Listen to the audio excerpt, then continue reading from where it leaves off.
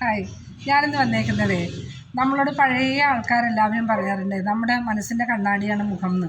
ശരിയാണോ? ശരിയാണ്, 100% ശരിയായിട്ടുള്ള കാര്യം.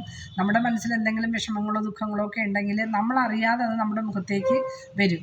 അത് കണ്ടു നിൽക്കുന്ന ആൾക്കാർക്കൊക്കെ അത് പെട്ടെന്നത് വലിച്ചെടുക്കാനായിട്ട് സാധിക്കും. കാന്തം പോലെയാണ് അങ്ങനെയുള്ള കാര്യങ്ങളൊക്കെ പെട്ടെന്ന് ആൾക്കാർ ക്യാച്ച് ചെയ്യും കേട്ടോ.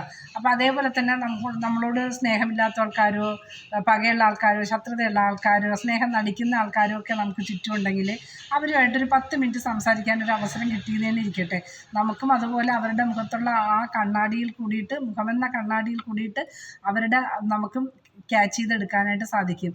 അത് പകയാണെന്നോ അഹങ്കാരമാണെന്നോ പുച്ഛമാണെന്നോ ശത്രുതയാണെന്നോ ചിലപ്പോൾ സ്നേഹവും കാണാം കേട്ടോ, സ്നേഹമാണെന്നോ ഇതെല്ലാം എന്തൊക്കെയാണോ അവരുടെ മനസ്സിലേക്ക് വരുന്ന ഒരു ഭാവങ്ങൾ എന്നുള്ളത് അവരുടെ മുഖമെന്ന കണ്ണാടിയിൽ കൂടിയിട്ട് നമുക്ക്